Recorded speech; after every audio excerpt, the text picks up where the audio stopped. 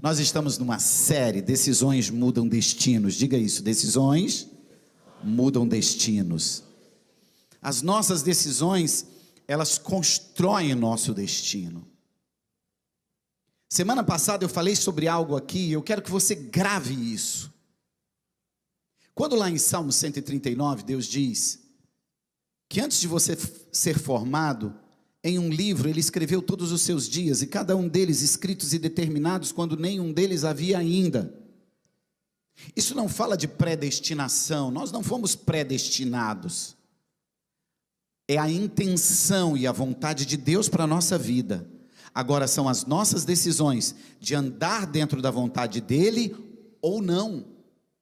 Olha, a minha vontade é essa e o fim é esse.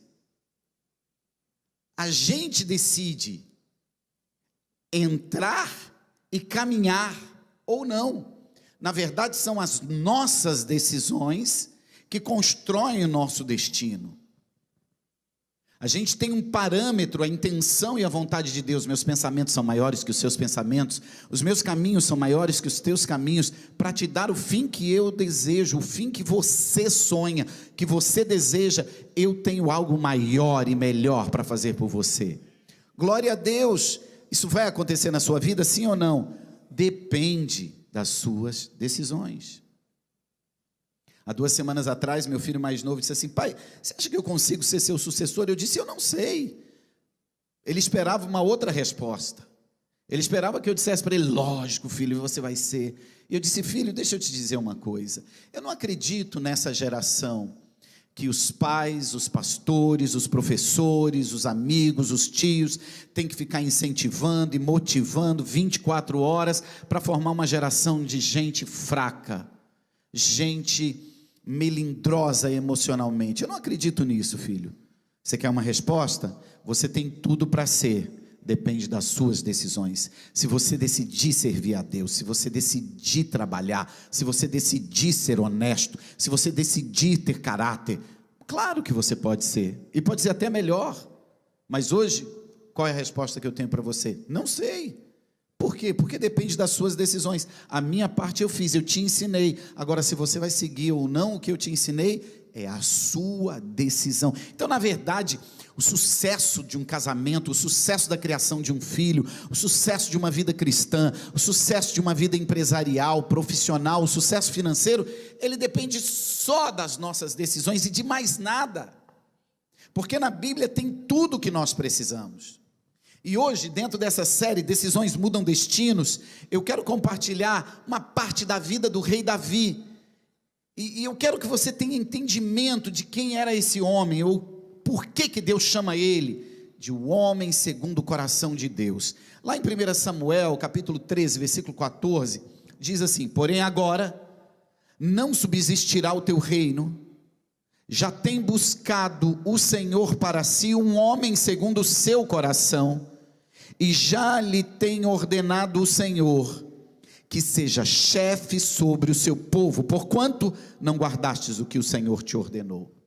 O profeta está dizendo a Saul: você não será mais rei, porque Deus está buscando um outro, um homem segundo o coração dele, porque você não obedeceu à vontade de Deus, à ordem de Deus, mas Deus está buscando um homem segundo o coração dele.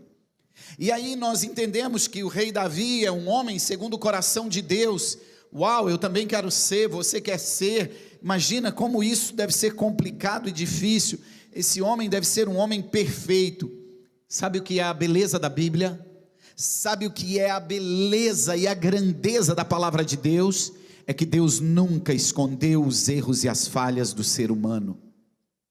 Pode ser quem for, errou, ele escreve aí e diz que ele errou, para que todos saibam que eles eram homens normais como qualquer outro. Ou seja, você também, mesmo tendo errado, você pode ser tão grande quanto Davi, você pode ter uma fé tão estruturada quanto a de Abraão, mesmo sendo homem falho, porque eles também foram e eles falharam.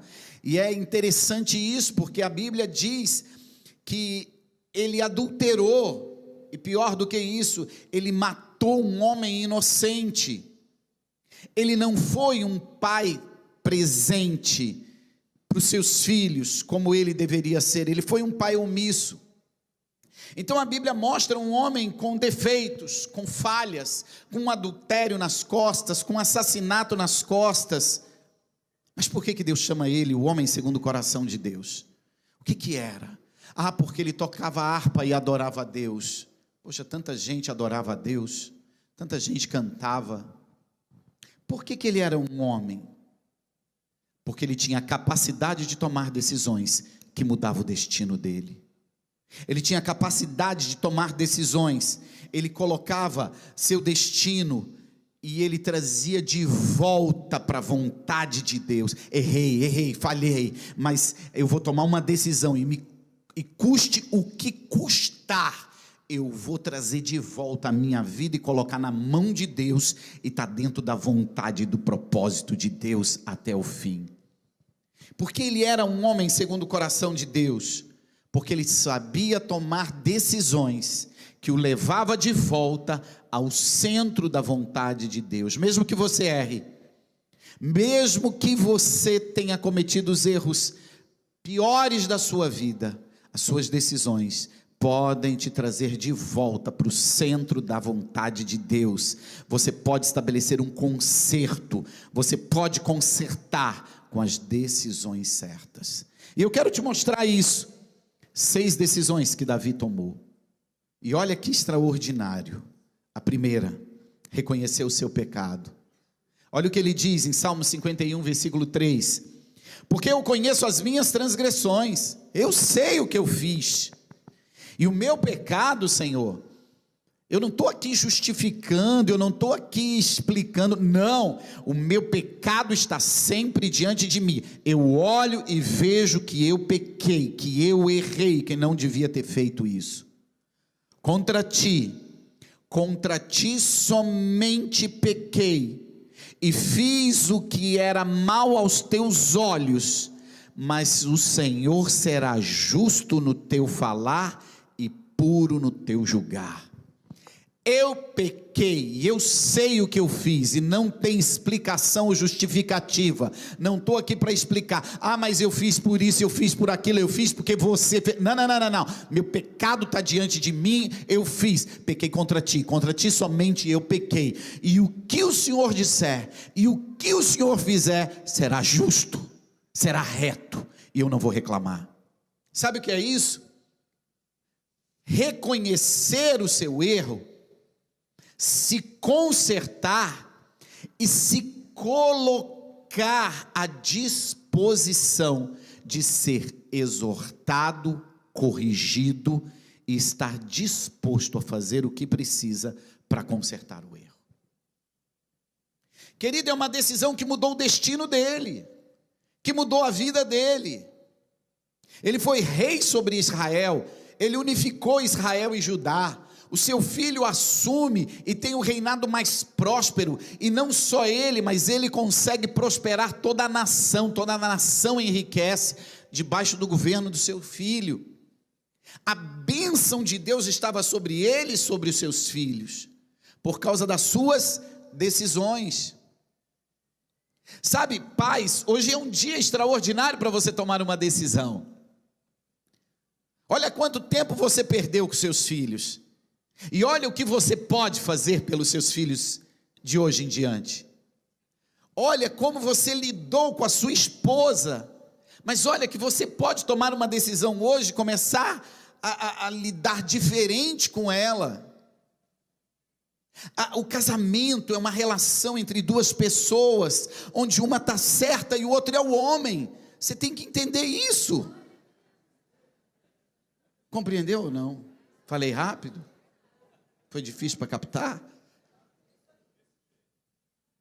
Querido, olha para mim.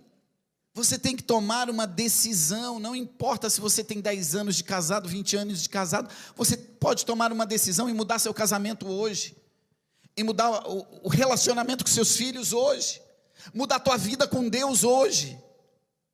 E o reflexo disso no seu futuro, no seu destino, ele vai acontecer. Estenda a sua mão, por favor, e diga: o meu destino está nas minhas mãos, e eu posso alterá-lo hoje, diante de uma decisão. Meu Deus, alguém está entendendo isso?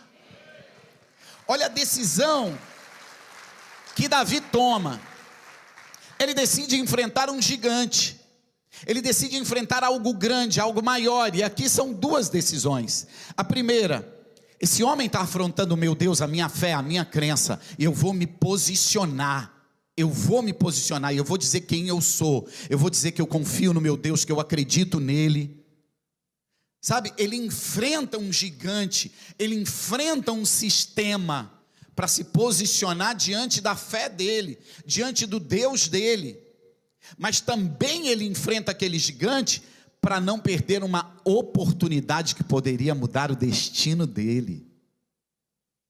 Escute o que eu vou te dizer. Davi correu riscos. Ele correu o risco de morrer. Quem sabe quantas pedras ele pegou naquele ribeiro? 5. E tem gente que pensa assim: ele pegou 5 pedras, porque se uma desse errada, ele tinha outra, se desse errada, ele tinha outra. Não. Golias era gigante, mas ele era de uma família de gigantes. Se você ler a Bíblia com muito cuidado, Golias tinha mais 4 irmãos que eram gigantes. Ele já foi assim: eu vou matar ele, se a família dele se levantar, eu mato todos eles. Já vou levar 5, que eu acabo com todo mundo. Ele correu risco. Mas sabe por quê? Porque quando ele chegou lá, disseram: quem vencer esse homem, casa com a filha do cara. Com a filha do rei. A família dele não paga mais imposto. E isso, gente, para o povo oriental, para árabe, para judeu, ele vendia até a mãe para não pagar imposto. Não paga mais imposto. Vai viver no palácio e vai ter a herança do rei. Ele falou: essa oportunidade eu não perco. Quando ele viu aquele exército, ele disse: já diz logo que eu estou indo, vai que um louco queira ir antes de mim. Preste atenção. Tem muita gente querendo alcançar coisas grandes na vida, mas as grandezas dessa vida são para pessoas que estão dispostas e decidem a correr grandes riscos. Tem gente fazendo negócios que está correndo o risco de perder a família. Tem gente entrando em negócios que está correndo o risco de perder todo o seu dinheiro e o seu nome. Tem gente tomando decisões de mudanças que o risco é enorme. Mas quem não corre risco terá uma vida comum, medíocre e simples. Não reclame do seu futuro se você não está disposto a tomar uma decisão de correr riscos. Ele não tomou uma decisão de enfrentar um gigante, ele tomou uma decisão de correr riscos. Na vida nós corremos riscos. Se você quer uma vida confortável, tranquila, sem risco, tem uma no cemitério. Gente, a coisa lá é tranquila, mole, e lá ninguém corre risco, lá é tranquilo. Você quer ser alguém grande nessa terra? Você quer ser um grande homem de Deus, uma grande mulher de Deus? Você quer ser um grande empreendedor? Você quer ter uma carreira grande? Você quer ter sucesso familiar? Corra riscos. Tu é garoto, tu é adolescente, tu é jovem, corra risco. Vai na menina mais bonita, mais cheia do Espírito Santo, e vai lá e chama ela para casar. Filho, corre o risco de levar um fora, não tem problema não. Já viu que mulher bonita casa com homem feio? Para prestar atenção. É porque o cara feio, ele sabe que ele já perdeu, então ele não está nem aí, ele vai e encara, vai e canta e chama, e o bonitão fica lá: será que vou, será que não vou? O cara diz: já perdi mesmo, ele vai. Essa é a diferença. A maioria das mulheres bonitas casa com homem feio. Por quê? Porque tem coragem. Preste atenção. As promessas de Deus são que Ele te colocará por cabeça e não por cauda, que você estará por cima e não por baixo, que Ele te revelará os tesouros escondidos e as riquezas encobertas. Mas isso é para quem decide correr risco. Se no dia da angústia te mostrares frouxo, eu não terei prazer na sua vida, diz o Senhor. Sabe o que Deus está dizendo? A coisa está ruim, seja corajoso, corra risco, que eu vou entrar nesse negócio com você e vou te dar vitória. Terceira decisão, ele protege a sua família. Não importa, a coisa mais importante, mais preciosa que existe na face da terra é a sua família. Ele está com os filisteus, sai para a guerra. Ele todo, o exército dele morava numa cidade chamada Ziclag. Quando eles voltam, a cidade toda pegando fogo, as mulheres, as crianças e os idosos levados, e todo o patrimônio foi levado. Os soldados dele começam a chorar. E de repente coloca a culpa nele.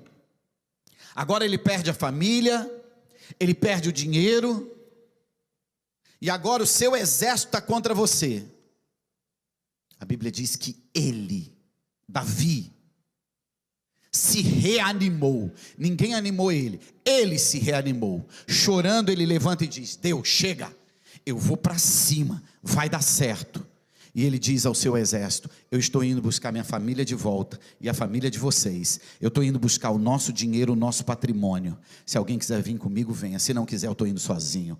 A Bíblia diz que todo o exército se levanta, ele vai lá, busca todo mundo e traz de volta. E ele reestrutura a sua cidade, a sua família e o seu dinheiro. Olha para mim, querido, escute o que eu vou te dizer. Nada nesta terra é mais precioso, depois de servir a Deus, do que ter a sua família. Esses dias me perguntaram: pastor, qual que é a ordem de prioridade? Eu falei: Deus e a tua família. Tua família está antes de qualquer outra coisa. Eu trabalho por causa da minha família, eu ganho dinheiro por causa da minha família, eu sirvo a Deus por causa da minha família, eu quero a minha família bem. Não existe nada que você faça nessa terra que é demais para a sua família. Qualquer coisa que você fizer, está sem comer por causa da sua família, é pouco. Ficou sem comprar algo para poder dar algo aos seus filhos, é pouco. Gastou o seu tempo do lado da sua esposa, é pouco. Qualquer coisa que você fizer para manter a sua família, para fazer a sua família crescer, ainda é pouco. São decisões que mudam o seu destino. Aprenda que a prioridade da sua vida tem que ser a sua família. Maridos, a prioridade da sua vida é a sua esposa e seus filhos. Mulheres, a prioridade da sua vida é seu marido e seus filhos. Filhos, a prioridade da sua vida são seus irmãos e os seus pais. Essa é a prioridade. E qualquer coisa que a gente fizer por eles, ainda é pouco. Eu faço algo, e eu dizia isso quando os meus filhos eram pequenos. Meus filhos assim, eles são, não tão pequenos hoje. Os bezerros mamavam 2 vezes durante a madrugada. As crianças normais mamam uma, os meus mamavam 2. Aí eu ia deitar meia-noite, levantava às 2, dava mamadeira. Aí levantava às 4:30, dava mamadeira. 6 horas eu tinha que levantar para ir trabalhar. E um dia eu disse para minha esposa, eu falei: amor, nunca faria isso por mim. Eu passaria fome, mas eu não levantaria de madrugada para comer. Mas eu levanto toda noite para dar 2 mamadeiras. Me arrependo, devia ter dado só uma, porque eu vou te falar. 2 mamadeiras durante a madrugada. Sabe, eu fiz coisas pelos meus filhos, pela minha esposa, que eu não faria por mim. Faço coisas hoje pela minha família que eu não faria por mim. Se eu vivesse sozinho, eu não faria. São decisões que mudam o nosso destino. Mas o dia que você ver os seus filhos prósperos, casando bem, seus netos em casa, sua mulher feliz, sem tomar remédio, sem estar estressada, sem estar desgastada, sem estar surtada, você está colhendo o que você plantou, que é defender a sua família. 4ª decisão, ele não matou o rei Saul. O que é isso? ele sai com os seus soldados, e o rei Saul tentava matar Davi. Davi se esconde em uma caverna, não era seus soldados, mas era o grupo que ele tinha, e ele está lá no fundo da caverna. Saul vem com todo o exército para matar Davi, e para e diz: eu preciso ir naquela caverna ali, fazer um número 2. E Saul entra, e quando Saul entra, os amigos de Davi diz: ei, Deus entregou Saul nas suas mãos, vai lá, arranca a cabeça dele, acabou. E Davi escuta, e rasteja, pega a veste dele, parte com a sua espada, e volta. E os amigos dizem: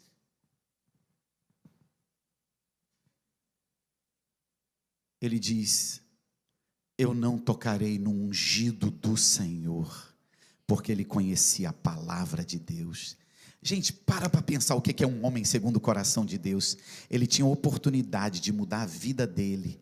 Quem queria matar, destruir ele, ele poderia matá-lo ali, naquela hora. Ele podia mudar tudo, resolver tudo. Mas ele conhecia a palavra de Deus. E olha o que ele diz, Samuel 24:6. E disse aos seus homens: o Senhor me guarde de que eu faça tal coisa ao meu Senhor. Ele chama Saul de Senhor.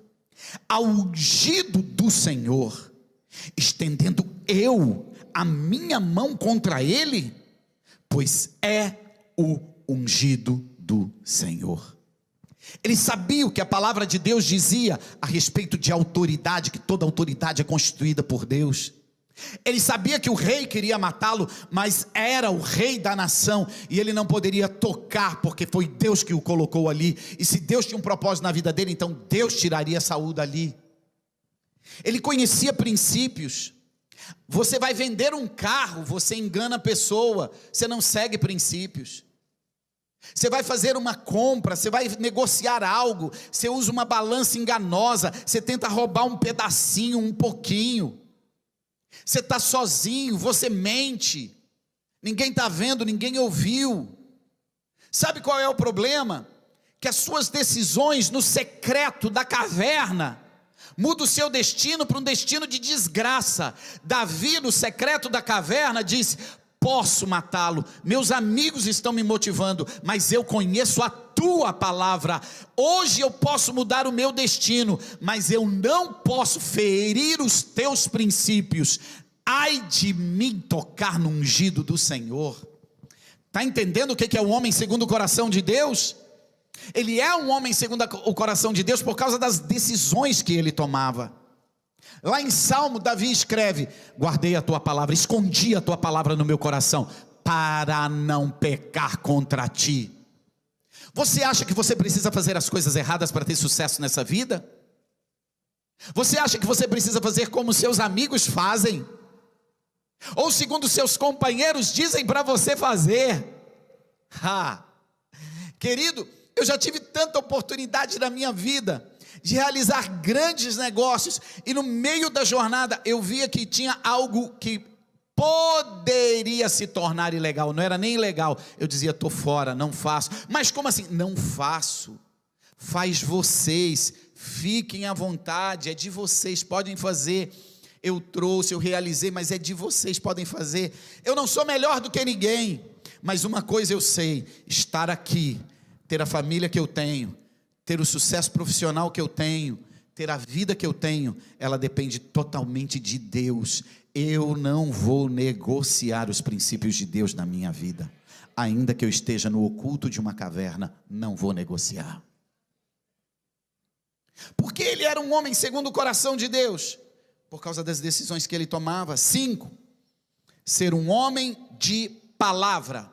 Ele faz uma aliança com o filho de Saul, Jonatas, e diz que ele guardaria Jonatas e a sua descendência. Quando termina toda a guerra, e agora ele era rei, toda a família de Saul tinha morrido, na mesa do palácio, comendo, ele diz: existe algum filho de Jonatas? Existe algum? Senhor, Tem um que é um aleijado dos 2 pés, Mefibosete, mora num lugar distante, traga ele. Ouça o que eu vou te dizer. Ele chama o melhor administrador e diz: todas as terras que era de Saul, confisque e devolva a Mefibosete, é a herança dele por direito. Mefibosete, você é de uma descendência real. A partir de hoje, em todo o almoço do palácio, você estará sentado à mesa, comendo comigo, com a alta cúpula da corte e com os meus filhos. Pois sentado à mesa, você é igual a todos. A paralisia dos seus pés, quando você senta à mesa, não aparece. E eu vou te fazer igual a todos. Ele devolve o dinheiro, ele devolve o patrimônio, ele devolve a posição, e ele devolve o mais importante, a dignidade. Um homem que cresceu aleijado dos 2 pés era excluído, mas sentado à mesa podia chegar o rei que fosse, olhava a todos e todos eram iguais. Olha o nível de decisão que esse homem toma, não só de devolver o patrimônio, mas de devolver a dignidade daquele garoto, porque ele era um homem de palavra, ele cumpria o que ele dizia. O que é um homem segundo o coração de Deus? É um homem que sabe tomar decisões, decisões que mudam o destino, e a decisão dele é o quê? Cumprir a palavra. O que a Bíblia diz? O que Jesus diz? Seja tua palavra sim, sim, ou não, não. Homem de Deus, mulher de Deus, só tem uma palavra. E a última decisão desse homem, que o tornou um homem segundo o coração de Deus. Ele não é um homem segundo o coração de Deus porque adulterou, ele não é um homem segundo o coração de Deus porque assassinou, ele não é um homem segundo o coração de Deus porque foi omisso com seus filhos, não. Ele era um homem segundo o coração de Deus pelas decisões que ele tomava. E a 6ª decisão foi servir a Deus. Salmo 51, 10. Cria em mim, cria dentro de mim, ó Deus, um coração puro, e renova em mim um espírito reto. Não me lances fora da tua presença, e não retires de mim o teu espírito, pois quero te servir até o final da minha vida. Nós temos a oportunidade de tomar a maior decisão da nossa vida: servir a Deus fielmente. O sistema, o mundo luta contra isso, mas são as nossas decisões. E no futuro você vai ver a diferença entre quem serve ao Senhor e quem não serve ao Senhor. O meu sucesso, a minha vitória, não está na minha capacidade mental, intelectual, emocional, de relacionamento ou física. O meu sucesso está nas mãos do Senhor. É Deus quem te dá o dom para adquirir riquezas.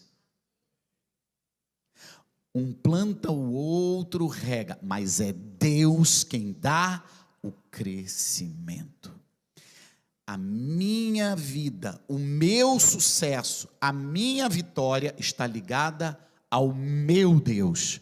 As decisões de andar na presença de Deus e servir a Deus é o que me tornará uma pessoa de sucesso nessa terra. São essas decisões que mudam o nosso destino. Ele era um homem segundo o coração de Deus, porque errava igual você erra, porque falhava igual você falha, mas tomava decisões de sempre trazer de volta a sua vida para o centro da vontade de Deus.